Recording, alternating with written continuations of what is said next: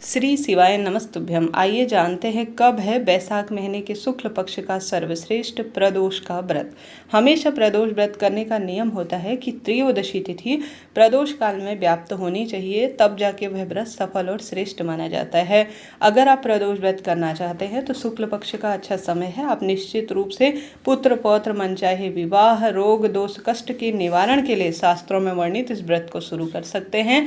इस व्रत की महिमा महादेव से जुड़ी है, जो कि हर स्वरूप में सुख देने वाली है। प्रदोष व्रत सबसे सुंदर व्रतों में से एक होता है। वीडियो में उपाय जानेंगे, शुभ मुहूर्त जानेंगे। आरंभ करते हैं। जल्दी उठे, भगवान के महामंत्रों का जाप करते हुए दिन की शुरुआत कर लाल पीले रंग के वस्त्र पहने। सबसे पहले दिन की शुरुआत कोशिश करें आप भगवान का सुमिरन करते हुए जल्दी उठकर बिल्व वृक्ष अर्थात बेलपत्र वृक्ष के सिंचन कच्चे दूध जल से करें। फिर गोलबत्ती का घी का दीपक लगाकर बेलपत्र वृक्ष की परिक्रमा पूजा करते हैं तो कोई भी मनोकामना हो निश्चित रूप से पूर्ण होती है। बेलपत्र वृक्ष की जड़ में कच्चा दूध चढ़ाना, पार्थिव शिवलिंग अर्थात कंकर रूपी शंकर को पूजित करना अहोभाग्य के रूप में अर्थात सब कारण की सिद्धि के लिए जाना जाता है।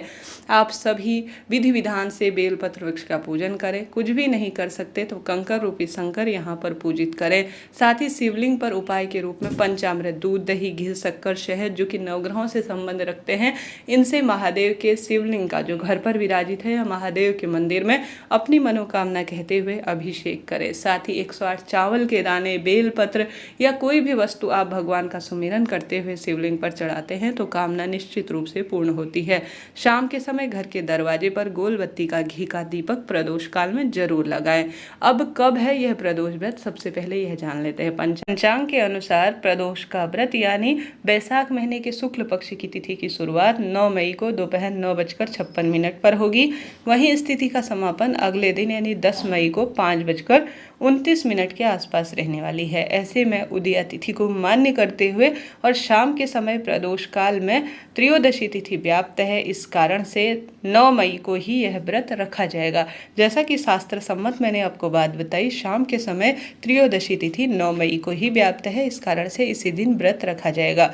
पूजा का जो शुभ मुहूर्त रहेगा वह इस तरह से है। शाम को प्रदोष काल का समय 7:01 से 9:08 के आसपास रहने वाला है। इस समय भक्तजन कोई विशेष नियम पूजन पाठन करते हैं, मंत्र जाप करते हैं, शिव को रिझाने का प्रयत्न करते हैं तो लाभ तो होना ही है। तो इस तरह से आप इस दिन व्रत करें और इस शुभ मुहूर्त में दीपदान और महादेव की भक्ति करें, लाभ होगा। इस दिन आप सभी विशेष तौर पर नंदी बाबा जो कि हमारे घर के आसपास ही विराजित है, उनके लिए पानी की व्यवस्था, चारे की व्यवस्था करते हैं तो महादेव प्रसन्न होते हैं।